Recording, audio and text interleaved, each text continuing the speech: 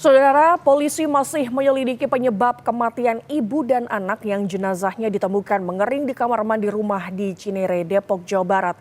Polisi telah melakukan olah TKP kedua dan telah menemukan sejumlah alat bukti untuk diperiksa lebih lanjut, termasuk cairan yang ditemukan di dekat kedua jenazah.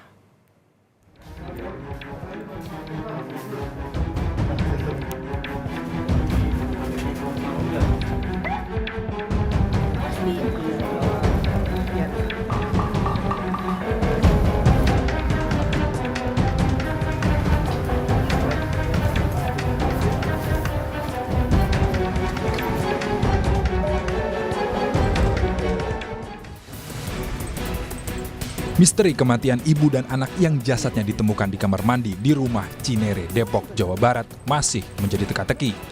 Polisi kembali melakukan olah tempat kejadian perkara kedua pada Sabtu kemarin. Olah TKP kedua dilakukan tim gabungan Direktorat Reserse Kriminal Umum Polda Metro Jaya dengan melibatkan Asosiasi Psikologi Forensik. Dalam olah TKP, polisi menemukan beberapa alat bukti berupa dokumen dan bukti pembayaran.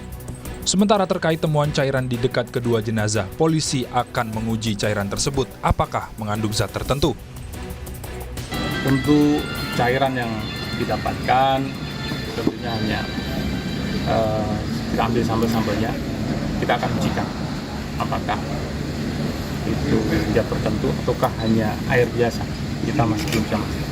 Ada beberapa dokumen yang tentunya kita amankan yang tentunya kita harapkan menjadi petunjuk dalam penyelidikan. Kalau isinya Pak, dokumen itu apa Pak? Tentunya dokumen-dokumen yang terkait.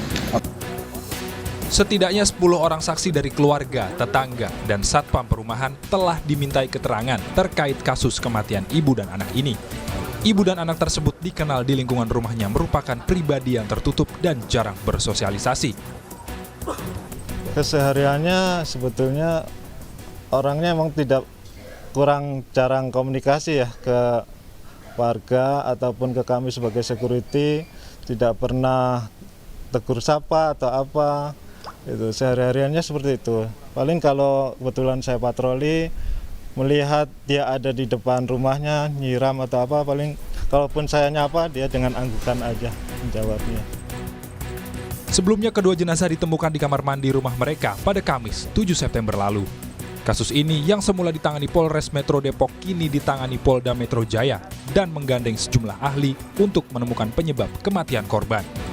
Tim Liputan, Kompas TV.